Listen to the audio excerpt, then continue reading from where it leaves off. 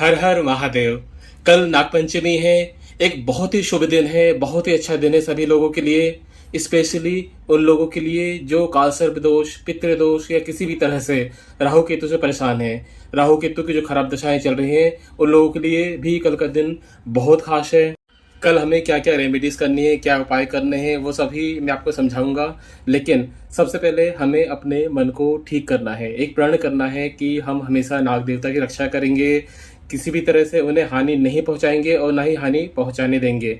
देखिए, इस संसार में सभी का उतना ही अधिकार है, तो हमें कोई अधिकार नहीं है कि हम उन्हें किसी तरह की हानि पहुंचाएं।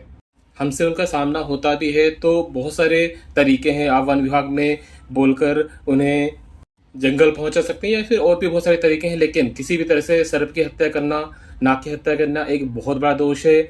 जो लोग ये करते हैं उन्हीं की कुंडली में अगले जन्म में ये काल सर्प दोष बन के आता है। इसलिए एस्ट्रोलॉजिकली भी हम देखें तो राहु को सर्प माना जाता है, और किसी तरह से यदि हम सर्प को हानि पहुंचाते हैं या कोई भी नुकसान करते हैं तो हमारे चार्ट में राहु उतना ही अशुभ हो जाता है और काल सर्प दोष का रूप भी ले लेता है। काल सर्प दोष जब जीवन में आता है तो बहुत तरह की परेशानियां लेके आता है। आर्थिक परेशानी, आपको हेल्थ रिलेटेड इश्यूज आ जाते हैं और अलग अलग तरह के बहुत सारे इश्यूज जीवन में आते हैं। तो यदि आपको इन सभी से बचना है तो सबसे पहले अपने मन को ठीक रखना होगा। किसी भी जीव की हत्या आपको नहीं करना है, स्पेशली सर्प या नाग की हत्या आपको कभी भी नहीं करनी है। अब इस दिन आपको क्या क्या करना है मैं आपको समझाता हूँ। देखिए, आपको इस दिन किसी भी शिव मंदिर में जाके शिव जी को दूध जल अर्पित करिए। आप रुद्राभिषेक भी करा सकते हैं, बहुत ही अच्छा है। जैसे मैं हमेशा बताता हूँ कि रुद्राभिषेक कराने से राहु केतु शनि तीनों ही बहुत ही शुभ परिणाम देने लगते हैं। तो आप इस दिन रुद्राभिषेक भी करा सकते हैं। शिव जी को जल चढ़ाने के बाद जो नाग देवता वहां पे स्थापित है आप उनको भी दूध जल चढ़ाइए। ऐसा करने से नाग देवता काफी प्रसन्न होते हैं और आपकी कुंडली से राहु और केतु चाहे किसी भी हाउस में बैठे हों, किसी भी भाव में बैठे हों, अपनी अशुभता का त्याग करने लगते हैं और काफी शुभ परिणाम देने लगते हैं। यदि आपकी कुंडली में काल सर्प दोष या पितृ दोष भी है तो उसका प्रभाव काफी हद तक कम हो जाता है। इसके अलावा आपको क्या करना है, कई जगह आपने शिवलिंग में देखा होगा नाग देवता वहां स्थापित नहीं होते हैं, तो ऐसे मंदिर में जाके आप नाग देवता को स्थापित कर सकते हैं। यह एक विशेष दान है इस दिन का। स्पेशली यदि आपकी कुंडली में काल सर्प दोष है या कोई भी दोष इस तरह से है तो यदि आप नाग स्थापित करते हैं तो भी आपको काफी ज्यादा फायदा होगा। कल का दिन एक बहुत शुभ दिन है। कल से आप अपने माथे पे चंदन लगाना स्टार्ट कर सकते हैं।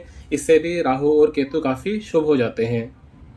यदि आपकी कुंडली में काल सर्प दोष है तो आप त्र्यंबकेश्वर ज्योतिर्लिंग जाकर इसका पूरा निवारण भी करवा सकते हैं, या किसी भी ज्योतिर्लिंग में जाके भी यदि आप पूजा पाठ करवाते हैं, रुद्राभिषेक करते हैं तो आपको बहुत ज्यादा फायदा होगा। जीवन में आने वाली समस्याएं काफी हद तक आपकी कम हो जाएंगी और जो अशुभता है वो शुभता में कन्वर्ट हो जाएगी। किसी भी पंचमी तिथि के स्वामी नाग ही होते हैं, तो आपको इस दिन अष्ट नागों की पूजा प्रधान रूप से करनी चाहिए। नाग पूजा से पूर्व आपको भगवान शंकर की पूजा करनी चाहिए।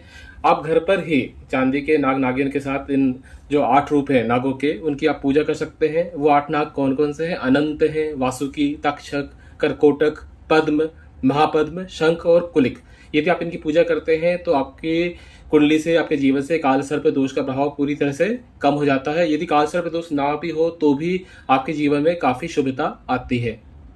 आपको मैं एक और बहुत ही विशेष उपाय बताऊंगा। देखिए, आस्तिक मुनि की दुहाई इस नाम का वाक्य घर की बाहरी दीवालों पर ही आप लिखते हैं तो सर्पों से सुरक्षा होती है। ऐसी मान्यता है कि इस वाक्य को घर की दीवार पर लिखने से उस घर में सर्प प्रवेश नहीं करता और काल सर्प दोष भी नहीं लगता। तो आप भी अपने घर की बाहरी दीवार में आस्तिक मुनि की दुहाई यह वाक्य लिख सकते हैं।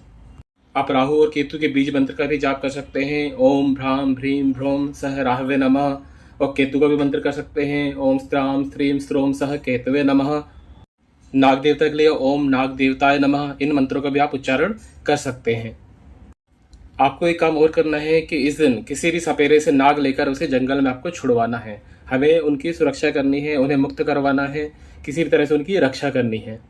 ऐसे बहुत से उपाय हैं जो आप कर सकते हैं, लेकिन सबसे पहले जैसे हमने डिस्कस किया, ये जरूरी है कि हम अपने मन को ठीक करें, कहीं भी हम नाग को कष्ट ना पहुंचाएं, उनकी रक्षा करें।